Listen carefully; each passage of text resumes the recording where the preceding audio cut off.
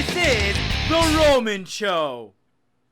Well, Ray, thanks so much for taking your time and speaking to us. Obviously, Lucha Underground was a success the first season. Now you come along in the second season. What can people expect from the second season? Wow, more excitement. I mean, let's say that if you didn't have enough with season one, then you better hold on and strap on your seatbelt because season two is even more intense. Storyline wise, production wise, talent wise, the roster is just incredible. You're going to see non-stop, high-flying action. Some of the guys, obviously, you've worked with, like Chavo and others. Anyone in particular that you looked forward to working again in Lucha Underground that you had not worked previously for some time? Oh, but of course, and not even to say wrestlers that I have worked in the past and want to work with now. Just the newer talent, Pentagon, Brian Cage. Um, uh, there's a roster, King Cuerno. There's just the talent now is just incredible, man. I'm just amazed by how the evolution of this sport has become what it is now. Yeah, it's really exciting, especially for wrestling fans, because this takes on a different role from your typical TV shows that you see on a weekly basis. It's like a movie. It tells the story is very vivid in Lucha Underground. Yeah, definitely. Whether it's inside the ring or backstage, uh, the way they edit and place everything in the right spot just gives you that movie feel to it. And I think that's what's really catching the attention of a lot of the fans. Like I said, when they step in the ring, it's go, and the excitement is nonstop. But on top of that, you get that movie feel backstage when they're filming vignettes or segments, and it just really catches your attention, man. Is it a fun time not only for wrestling fans but also for professional wrestlers? Because in your instance, when you left the WWE, you had all these choices that you could have gone and TNA and New Japan and AAA, where you had a battle there with Alberto Del Rio, Yeah. who returned. And how exciting is it? And how does a wrestler like yourself pick and choose? Okay, this is better for me, or this is not good for me. I'll tell you what, the one of the main reasons why I departed WWE and wanted to be my own boss was I wanted a time off. I wanted to just relax. I didn't want to travel. I wanted to be at home. I wanted to be around my kids. My son, 18 years old now, on his way out of high school, getting ready to go to college. So I missed out a lot while they were younger, and now I don't think I need to accomplish anything more in my career. I think God has blessed me with plenty already. But when this opportunity came about with Lucha Underground, and I saw how the schedule worked, and I knew that I can pretty much dictate my own pace, so I jumped on it. Now, just saying that, on top of that, the wrestling is incredible. The filming is incredible. The potential that Lucha Underground has is just beyond belief, man. This is getting ready to take off to higher places. The TNA also came up front, and why wasn't that a choice either? Because they have a sort of a similar type of schedule when it's not as much work and traveling. Yeah. Well, I like I said, I didn't really leave WWE to go to another place. I left to take some time off. But when I saw Lucha Underground, I was like, wow, this is actually, I think this might be my home. This is going back to my roots. This is how I began with that Lucha Libre style. And it was something fresh, it was something new, and it caught my attention right away. So, again, I didn't leave thinking, wow, should I go to TNA or and the one thing I did want to do is just go back and revisit AAA, the company that gave me birth, that let me become a national star in Mexico. Speaking of Lucha Libre, I had the opportunity of seeing live Lucha Libre in Ciudad de Mexico and Arena Mexico. I actually saw CMLL, which is the longest one in obviously AAA. Tell me about that spot, because I remember they were saying it's a cathedral of Lucha Libre, and when you walk inside, there's murals of the Blue Demon, El Hijo del Santo, and so forth. Yeah, I mean it's incredible. I actually had the opportunity to be part of that organization back in 2000 when WCW closed down, and I really had nowhere to go.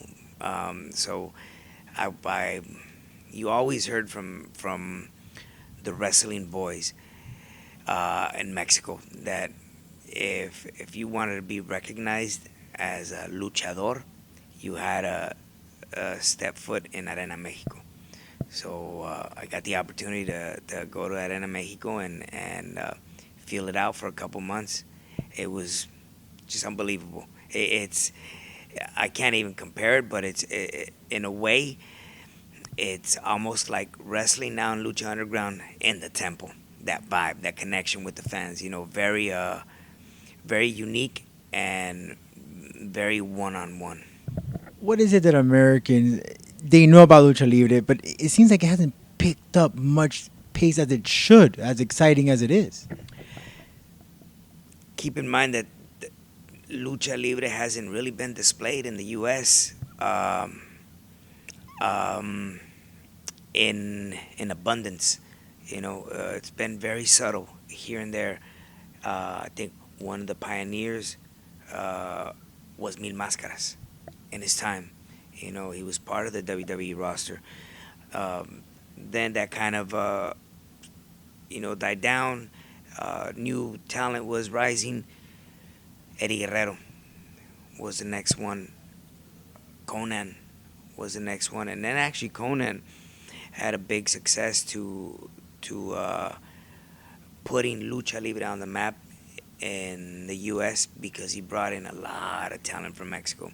Villanos, Juventud, Psicosis, Rey Mysterio.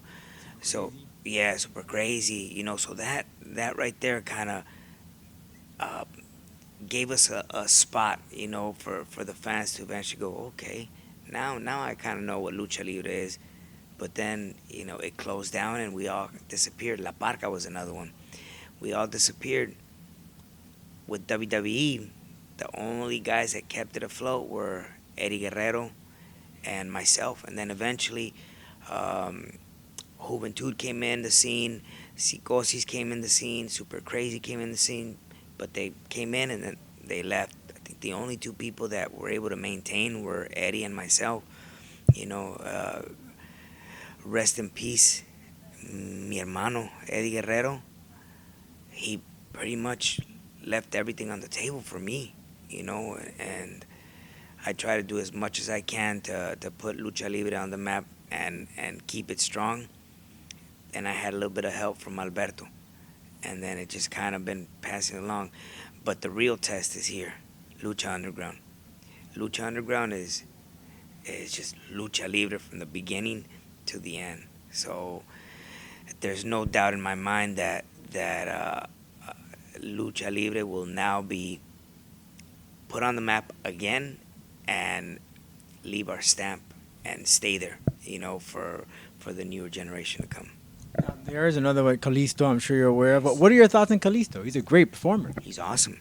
I think he's creating his own fan base. He's very unique with his style. I actually like watching him a lot. He's very entertaining.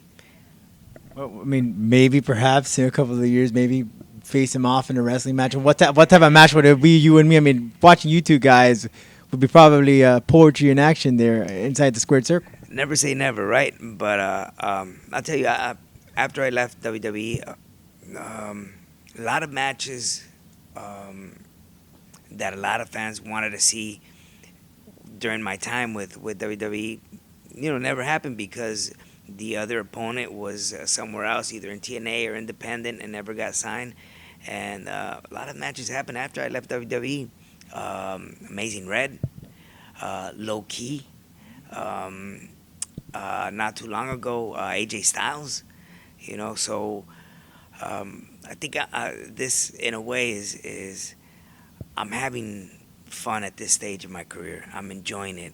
Like I mentioned before, I dictate my own pace. I pick and choose what I want to do, what I don't want to do, and right now I'm enjoying this. You know, it's fun. This Lucha Underground is fresh. It's new. It's clean. It's barely coming out of the oven, and the fans can smell it, and they smell, and it's good. As Lucha Underground, of course, is just solely on TV, but any chance that they were going to get some traveling shows, maybe even a pay-per-view? I think that eventually is going to come. We're doing baby steps right now, and I say we because now I'm part of the Lucha Underground brand. So whatever it is that the company needs to do to take the next step, I think they're already working on it as we're speaking here. So I know that season 2 premieres tonight. After tonight, can't wait to start filming season 3, and eventually I'm intrigued to know what's coming in the future for Lucha Underground, because there's just so much to play with here. You know, there's so much to build that I wouldn't doubt if something even bigger came out of here. You know, like we say, it has a movie feel to it. Perhaps maybe a movie, maybe something beyond that wrestling feel. Quite amazing stuff. Now, Ray, for a small portion, WCW, remember you wrestle without a mask. And we know the legacy of a mask for luchadors. Did you get any criticism from anyone, or what was the reaction for the crowds? Was it tough on you? Was it a hard decision to make?